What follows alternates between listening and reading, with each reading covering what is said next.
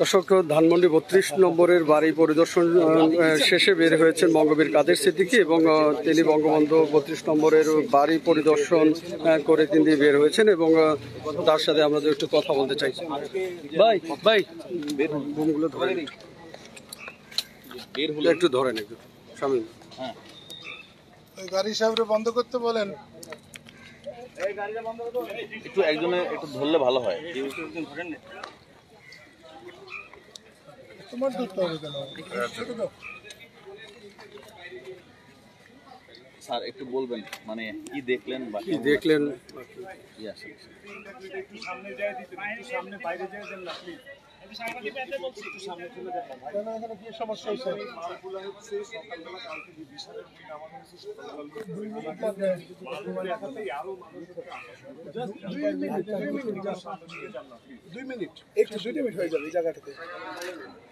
আসলে দেশে একটা বিপ্লব ঘটে গেছে। আমি ছাত্রদের এই সফল আন্দোলনকে অভিনন্দন জানাই। বঙ্গবন্ধু আর শেখ হাসিনা কোনো মতে এক কথা নয়। বঙ্গবন্ধু জাতির পিতা, স্বাধীনতার মহানায়ক। আজকে 32-এর বাড়ি যেভাবে জ্বলতে পুড়তে ধ্বংস হতে দেখলাম, তার আগে আমার মৃত্যু হলে অনেক ভালো হতো। নিশ্চয়ই আওয়ামী লীগ অন্যায় কাজ করেছে অনেক। শেখ মুজিব কিছু করে না, সে বাঙালি জাতিকে সম্মানিত করেছে। আজকের এই ধ্বংস ভবিষ্যৎ ইতিহাসে বাঙালি জাতির জন্য একটা কলঙ্কের হয়ে থাকবে। আমি সফল ছাত্র নেতৃবৃন্দকে বলবো, দেশকে ধ্বংসের হাত থেকে রক্ষা করুন, সংখ্যালঘুদের জীবন রক্ষা করুন। আওয়ামী লীগ করলেই কোনো দোষের নয়, কোনো আওয়ামী লীগের গায়ে হাত দেবেন না। দেশে শান্তি স্থাপন করুন, আপনারা জয় তিলক কপালে পড়ুন। আমি চাই এখন থেকে দেশে একটা শান্তি আসুক। অধ্যাপক ইউনূসকে তত্ত্বাবধায়ক সরকারের বা অন্তর্বর্তীকালীন সরকারের প্রধান করা হয়েছে, আমি তাকে অভিনন্দন জানাই। এবং তার এখন এক মুহূর্ত প্যারিসে বসে থাকার কোনো মনে হয় না। দেশে শান্তি শৃঙ্খলা আনতে না পারলে তারও পরিণতি এরকম হবে। সেই জন্য আমি সবাইকে ধৈর্য ধরতে বলছি, সবাইকে নিয়ন্ত্রণের মধ্যে থাকতে বলছি এবং ছাত্র বন্ধুদেরকে অভিনন্দন জানিয়ে তাদেরকে বলবো, দেশে শান্তি শৃঙ্খলা রক্ষা করা এখন তাদের সবচেয়ে বড় দায়িত্ব এবং সে দায়িত্ব পালনে তারা ব্যর্থ হবে না, এটাই আমি আশা করি। বঙ্গবন্ধু যুগ যুগ জীবিত থাকবেন, তার সম্মান যুগ যুগ থাকবে।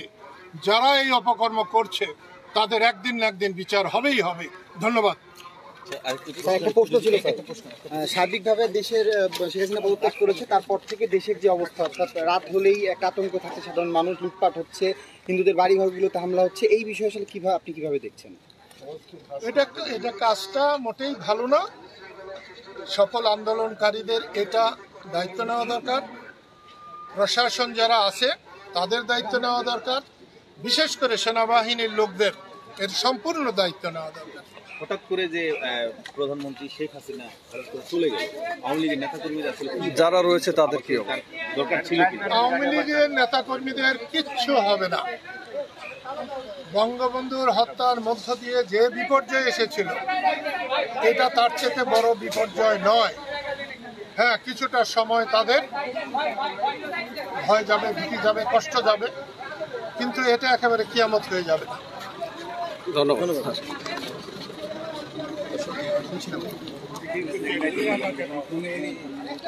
দর্শক, আপনারা শুনছিলেন বঙ্গবীর কাদের সিদ্দিকী, তিনি বলছিলেন বঙ্গবন্ধুর বাড়ি পরিদর্শন শেষে কিন্তু তিনি বের হয়ে গণমাধ্যমের সাথে কথা বললেন এবং আপনারা দেখছেন তিনি কিন্তু বঙ্গবন্ধুর বাড়ি পরিদর্শন শেষে মধ্যে চলে যাচ্ছেন এবং তিনি আজ সকাল 10:30টার দিকে কিন্তু বঙ্গবন্ধুর বাড়ি পরিদর্শনে ধানমন্ডি 32 নম্বরে এসেছিলেন এবং তিনি বাড়ি পরিদর্শন শেষে গণমাধ্যমের সাথে কথা বলেছেন।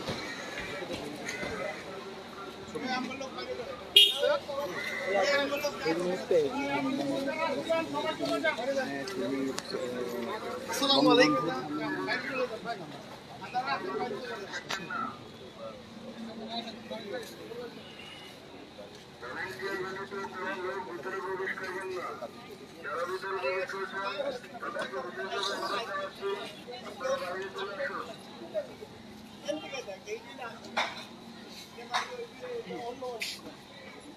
কোন